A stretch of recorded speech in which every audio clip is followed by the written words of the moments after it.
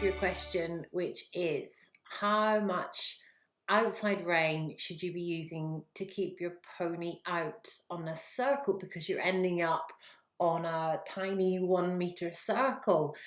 So this question, I'm going to split it in half and firstly talk about the actual exercise you're referring to, which is the Prelim Program, Autumn Season 1, Creating Bend. And in this specific lesson, we're aiming to shift your pony's spine so that there's this lovely bend from the pole all the way to the tail. And in the beginning, we're using lots of neck bend to really exaggerate the aids. It's a little bit like an onboard physio feeling for your horse. So you need to allow your outside rein to lengthen so that the neck can bend and come right round, so it's your pony's nose should almost be touching your inside toe. And at the same time, you are also looking down towards your pony's inside leg. And the feeling you should then get is that as the spine shifts over, it feels like there's this space for your inside seat bone and your inside leg to drop downwards. So for that part, it's all about recognizing that feeling, and you need to be a little bit experimental and not worry too much about the correct size circle. However, now here's the second part, and this is a little bit of a red flag to me when you're asking about how much outside rein should you be using to hold your pony out on the circle. And in the same lesson, we actually talk about dealing with the cause of a problem rather than the symptom. So if we're talking about the problem of your pony falling in and ending up on a tiny little circle, using your outside rein to hold your pony out on the circle would be dealing with the symptom. But the root cause of the problem is a lack of balance and suppleness. These are the causes of falling in. So instead of engaging his inside hind leg to carry his weight and your weight as the rider around the circle, it sounds like, I can't see a video, so there's only so much I can say, but generally, if that is happening, then your pony is either stiffening against your inside leg and leaning inside, or sometimes spinning the hindquarter outwards to avoid letting you in through the rib cage.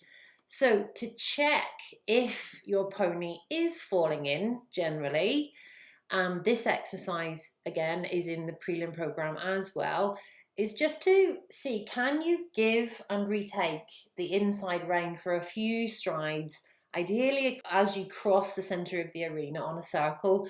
And if you suddenly notice that you've ridden a bit of an egg shape rather than a circle, then you know your horse is falling in. Now, Wendy, you're not alone, and I see lots of riders using lots of interesting methods to try and prevent their horses from falling in. As you mentioned, the outside rein, trying to use the outside rein to hold the horse out on the circle, or crossing the inside hand over the horse's neck and attempt to drag the horse out onto the circle like this, or banging away with the inside leg, which the horse is ignoring. None of these methods are going to work in the long term. And like we've said, this is really just the equivalent of putting a sticky plaster on a major wound. So the only way to train your horse not to fall in around circles and also on corners is firstly to learn how to create the bend, which we've seen in that specific lesson. It's Autumn 1 in the Prelim Program.